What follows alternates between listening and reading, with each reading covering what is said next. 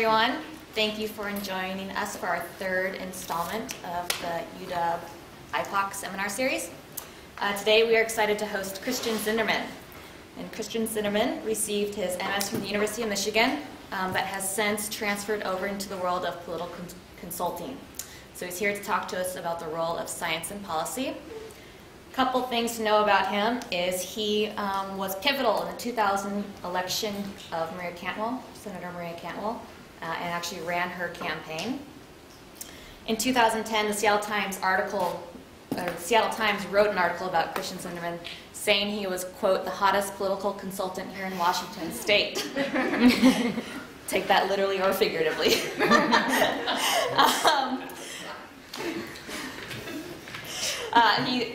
Former Governor Gregoire has also listed him as a forever mentor to herself. So with that, please help me in welcoming Christian Sinderman. Thank you. I want to thank you all for having me here today, and especially to the fellows putting this series together. And I was telling some folks earlier that I surround myself with politicians because sometimes they help me feel smart. And so being around a bunch of researchers and scientists remind me why I never actually cut the mustard as a scientist myself, and I found myself in politics. But I will try to keep this as brisk as possible, and hopefully discuss a few things that can be applicable and helpful in trying to bridge this gap, sometimes a very frustrating gap, between the very urgent and needed work that's being done here and elsewhere on issues of vast global importance around climate change, health of oceans, etc., and the rather frustratingly minute and often short attention span and scale of political decision-making and policy-making. As Kirsten noted, this is I'll get into my background a little bit in a few minutes. It's not terribly interesting, but I did start in sort of a thinking I wanted to do more in terms of actual applied sciences, and found myself working in politics, which I sometimes wake up and wonder why the hell I'm doing that. But this really is, I'm motivated more and more by this gulf and what I see as the postponement and abject failure of a lot of policymakers to address some of these urgent needs because of a variety of factors, some of which are structural, some of which are political, some of which are frankly cognitive, and we need to work around all three of them in order to be successful.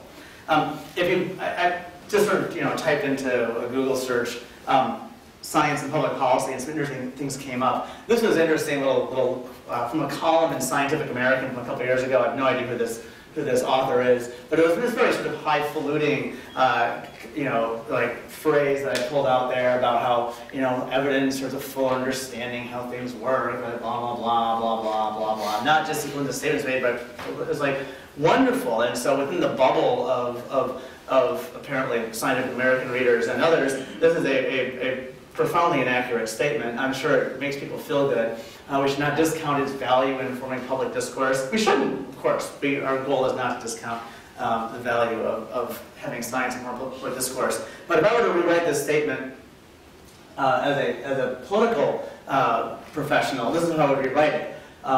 That generically the policy process is informed not by the arc of valid data, other than valid polling data, which doesn't shape public opinion but reflects public opinion.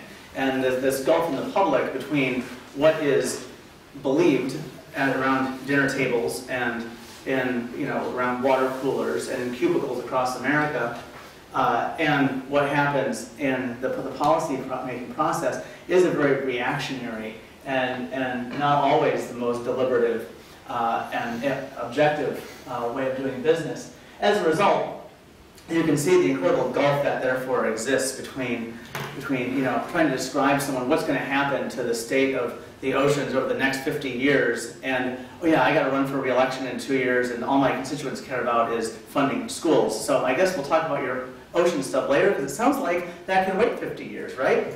As a result, we just don't get the kind of outcomes that we need. And this idea here about discounting the value is really, I think, key to this, and there's a lot of discounting going on, and which I think, again, is sort of central to really understanding the challenge we face. So I promised a little bit of, I was told I had to describe a little about who I am and what I did. That was me in a bygone era. I grew up in rural Michigan and sort of became an environmental activist early in life, and after a couple of false starts in population ecology, and my long-suffering wife is actually here in the audience. She's actually an employee here and has actually liked me even then.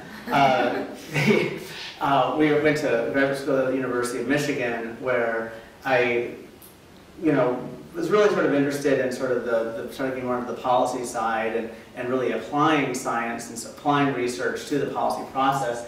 And then this happened. A guy named Slade Gorton, former U.S. Senator from Washington State, and who popped up later in my life, and rewrote the Endangered Species Act. What? Written by business, electric utilities, and agriculture interests. How could that be? How could these people ignore science? So in my ideological youth, I became outraged, still am sort of outraged, but I was much more outraged then, and basically decided to leave whatever pretense I had of doing sort of good work and get into politics. So 16 years later, here I am. I've been working in practical electoral politics and around issues for quite some time. Moved out here in 1998. Paige and I came out here and started doing this kind of work full time. In 2001, did what most people do who can't actually be employed in the real world, and started consulting. Most of what I do is creating messages and strategies and targeting, and then all that obnoxious propaganda that fills your mailboxes, your inboxes, your clouds, your web servers, and everything else, and your TV, your televisions during election season. A lot of that's my material, and I apologize for that. But it's how we move voters, and it's how we shape public opinion, or at least best reflect public opinion, which again is part of our problem. Worked with a lot of good folks, current crowd of people that are relevant to the lives to your lives and many others. But in terms of our discussion today, Governor Jay Inslee, I'll come back to in a little bit, as a true champion.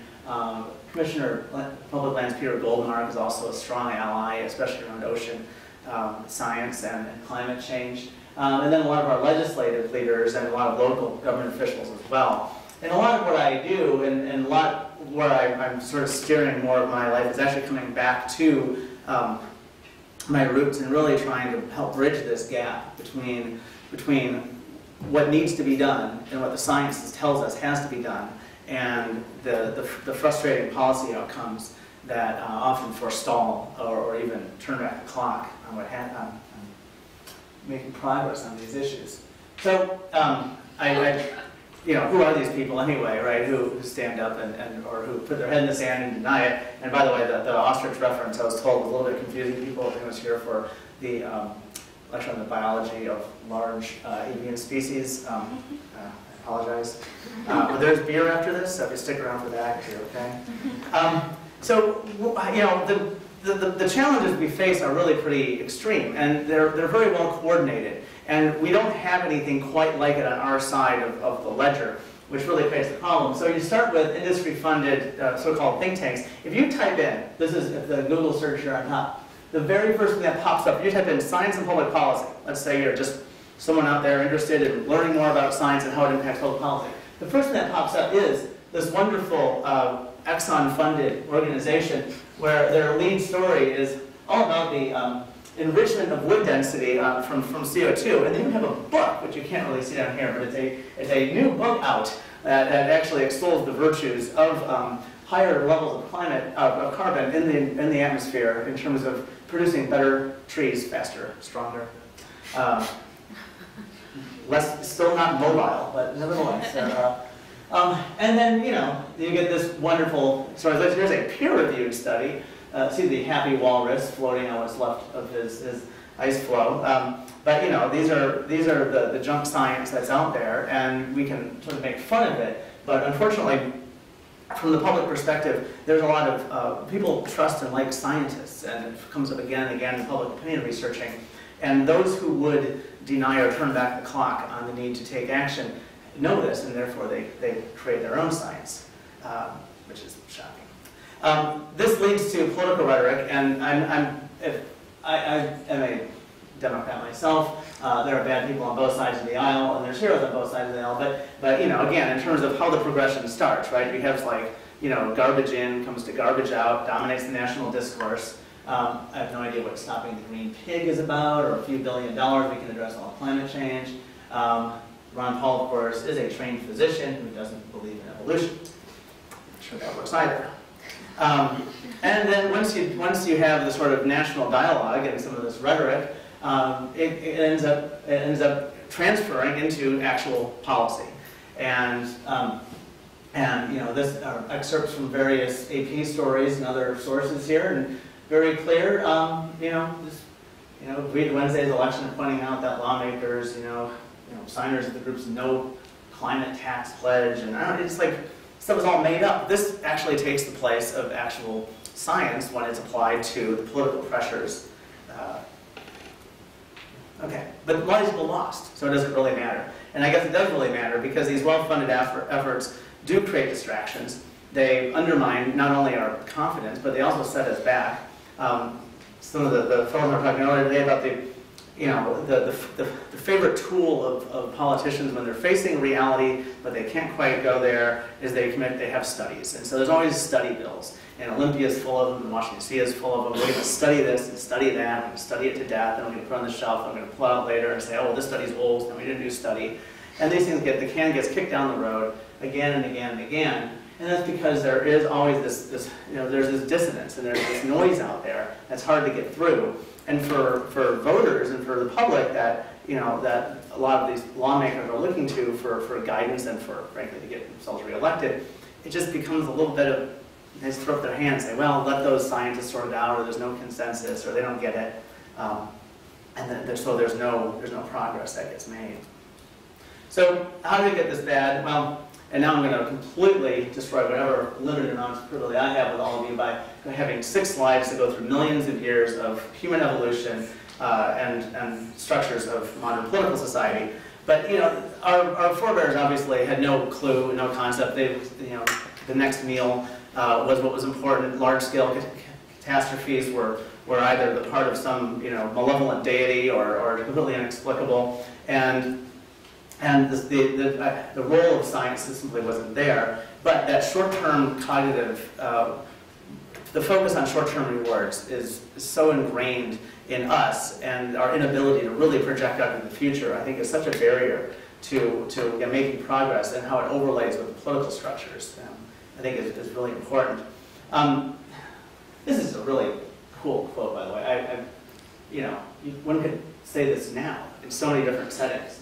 But in terms of how we are so readily deny reality when it doesn't quite fit with our mental framework. But this tension though between science and policymaking and science and ideologies don't quite mesh up with it. It is literally as old as human civilization, and it took these breakthroughs, certain breakthroughs, to make science and to make the reality of scientific discovery and using data. It took these breakthroughs to really kind of move public opinion. And a lot of them, of course, are around medical sciences and around things that are very immediate to our own nature. So how we make issues like climate and ocean acidification and these other very long-term pressing matters relevant to our short-term natures and our health and our well-being and our family's health and well-being, I think, is key to changing this dialogue and getting things done. So there's occasionally, but things do change, right? We had, again, I'm leaping forward hundreds of years at this per slide here. But Teddy Roosevelt, being someone who was a true change agent, someone who ran against conventional wisdom, caught people off guard and changed reality by simply moving forward an agenda that he believed in, that did have a long-term focus, that looked hundreds of years in the future and said this country is growing and there are rapacious monopolies that are cutting down vast tracts of publicly owned forests, and we need to stop it. We need to manage it. We need to think about these things. And so there are these points in our history, these little of punctuated change and growth. And I think that's key, again, to informing how we move forward. I think the other great watershed moment that I think is particularly instructive and to the challenges we're facing now, especially around climate and in our oceans, and maybe more oceans, frankly, than the broader issue of climate change, is looking back to Silent Spring and Rachel Carson and that era. There were a couple different factors, I think, that really made this a watershed moment for, my generation of environmentalists, the baby boomers more specifically, but more, I guess I was more of a post-Silent Spring baby. But it was, the beauty of it was focusing on things that were immediately explained. Where are the eagles? Where are the falcons? Where are all these birds going? Why are, the idea that the symbols of easily explained and easily understood nature were literally disappearing before our eyes out of our suburban neighborhoods. It was so gripping for people that they were motivated to take action. The solutions were also attainable. Ban PCBs. Get rid of some of these persistent toxins in our environment. Change the behavior. Change the manufacturing in ways that weren't so onerous that it actually weren't as onerous as the chemical lobby and others said, and accomplish the goals that were needed. The other thing I think that was important, and this gets to some of the dangerous shift in ideology within our political structure on this is an era when science and policy changed the world and inspired patriotism. And if you think about the baby boomer generation of scientists, these were the white shirt, pocket protector crowd, engineers, most of them, rock-ribbed Republicans coming into IBM, working in aerospace. This was a very different generation, and they believed in science. And these were conservative people who believed in science as a way to improve the world, a way to improve human health, as a way to make, build an America that was great. And somehow the change in that orientation towards science, that dangerous ideological shift away from even understanding and believing in research and believing in valid objective research is really quite terrifying. Out of that came probably the greatest era of environmental progress in this country. And see, I'm not always completely partisan. I had to throw Richard Nixon up here. But there's really, the critics of President Nixon always said, well, he didn't really believe it. It was Congress that pushed it through. It doesn't matter. The point is, the public wanted something done because the public understood, public cared. It wasn't a partisan issue. It was about whether it was about saving eagles or simply helping America shape global policy and being a leader in certain areas. It didn't matter because there was a lot of stuff done, and it was politically valuable, and leaders knew what to do. And we had a lot, some of the greatest, most of the foundational laws that we're still using and that have been slowly eroded over the last 30 years came out of that era. So that leads us back to these people. So,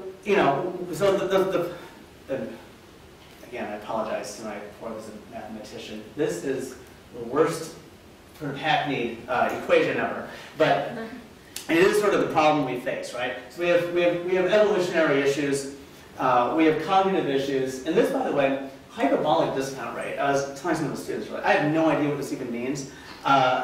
If you go online and look at it, there's some fascinating research out there. This is the equation that some genius at Stanford came up with, and it really and the value of it, and why I even bothered to throw it in there, not only because I love tossing stuff around that I don't know anything about. The way in which mathematicians measure how we discount the future is pretty fascinating. And there's static discount rates and there's hyperbolic discount rate. The hyperbolic discount rate, insofar as I understand any of it, is in some ways the key to how we can map out a pathway to change and victory in this. And it really, what it really is saying is that if you just say, if $1 today, how much would you value that same dollar 10 years from now? That's not really the way to think about large-scale issues like climate or oceans or mass extinctions or, do you think a large earthquake will take down your city? It's thinking about the variability and the rate of change within periods within that trajectory. So in other words, on issues, say, of gun safety, a Sandy Hook happens, which shortens the distance, shortens the discount well, the next generation can deal with that because that issue is too complicated now. A Hurricane Sandy can come along and immediately create conversions among political leaders and immediately alter public opinion in a way that, yes, we need to take action now because our large urban centers look like they may wash away within 50 years if we don't do something. So these are the kind of catastrophic events that can change the discount rate and make it a little bit less terrifying from a modeling perspective at least, and create those opportunities where we can leverage our own resources to get things done. And then, of course, the political structures that reflect all of these, both the discount rate and our own sort of the way we interpret the world. 2 to 4 year terms, sunsets on laws, referenda clauses that allow public votes on issues that they know nothing about, that large wealthy special interests come in and fund single campaigns and hire people like me to manipulate the electorate. It's really quite terrifying. All these things together create the big problem that we're trying to face. Now, but it's not impossible. We've got a bunch of underutilized resources that really the other side doesn't have. We have credibility. People, look at these happy scientists. I'm sure this looks like your labs every day. We've got credibility in the scientific community. We have leaders who care, whether it was Richard Nixon or that guy. Occasionally, or 10 years ago, you get people who pop up on the national stage or in different state houses around the country who really are passionate about these issues. We have general public support, especially, again, this is around the issue of oceans. I think the public engagement and unfortunately, the farther you go inland, the less passion there is. But everyone understands oceans. Every kid has seen Finding Nemo. Everyone kind of gets what's going on out there to some degree. And then, of course, we have facts. And this is this blurry thing here at the bottom of the screen is some neighborhood in New Jersey flooded by Hurricane Sandy and water on streets and complete devastation. So the credibility of the scientific community is really not to be understated. People like and trust scientists. Every poll and every issue, if you've ever seen TV commercials around transportation measures that we run around in this state all the time, I see guys in hard hats talking about, I'm an engineer, and this bridge is crumbling, and we need to raise taxes to fix this bridge. That's the only way to get people to raise taxes to fix that bridge. You can't have politicians talk about it. You can't have a guy on a bike talking about it. People want to know that an engineer says that bridge is crumbling and we need money to fix it. By the same token, doctors and researchers are the best evangelists for medical funding and basic disease research.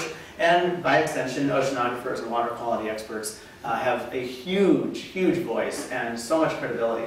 This last summer, I was involved in an interesting project that was funded by a couple of foundations through the Nature Conservancy here in Washington called the Puget Sound Summer of Solutions. And we, it was based in Kitsap County, and we divided up the electorate into a kind of, a sort of science-y. We had a control group, and we had people we communicated with, and we polled them, we did focus groups, to figure out what on earth would motivate people to want to do something to address the Puget Sound. What we found is, of course, we used a doctor who actually was this was a public health doctor as opposed to a science doctor. But he was, lived in Bainbridge and was chair of the public health board in Kitsap and had a lot to say and was in, focus group very well. And people want to know, again, it's always the simple things you can do. Oh, I stopped washing my car in my driveway, suddenly the Puget Sound will be fine. No one actually believed that, but they want to know, everyone wants to know they can do a little something that's easy and they don't have to think much about, and that makes them feel good, and that is an entryway to have the bigger conversation. So, a lot of us get cynical about the, oh, we just carry your own shopping bags and all of a sudden everything's going to be fine, and some people will stop at that. But most people are smart enough, and especially on issues like the sound, which is a true backyard or front porch or whatever it is for this region, they understand that it's more than just planting a rain garden, but every bit of storm water that they can sequester in their front yard is not storm water that's rushing out into the sound, and you magnify that times every household, and you might have something going on. But there's, but just to start that conversation. But again, the scientific community was key to that. We asked in the poll, just a variety of different organizations and entities, and you notice that the University of Washington scientist was actually doing this. So people do like you, so you should go talk. The way to amplify the messages from the scientific community is pretty straightforward, but again, it's easier said than done. And a couple different conversations this afternoon have really centered around how to do it, right? How to leverage. There's so many different weird disaggregated media sources out there. You could actually tweet findings of your research, and it may actually be more effective than trying to get an article in the Seattle Times. And what has more long-term impact and what could actually reach people? We don't really know, but we do know we need to do more of it. So being a little bit more visible with some of these things and some of the research, more coordination with nonprofits and think tanks and policymakers, getting out there and trying to build some more of these interdisciplinary bridges and between the university and some of these external groups, less silos, more direct lobbying and engagement. I know this is all sort of horrifying sounding to many of you, and it is as horrifying as it seems. But this is, what we need to do to break down some of these barriers and get out there and start talking about these things more. And then, use the words that resonate with people's daily experience to minimize that discounting effect. Talking about, in jargon, sort of the blah blah, trajectory of this, or carbon loads and blah blah blah blah, isn't going to do it. It's the simple stuff that really connects with people, that they can see and feel. It's the silent spring. One little plug for our new governor, who remains to this day the only member of Congress ever to introduce a resolution on ocean acidification in 2010, and actually wanted to campaign on this issue. But this is from his inaugural speech, and I highlighted this line not because it was my idea to put it in there, but because this is actually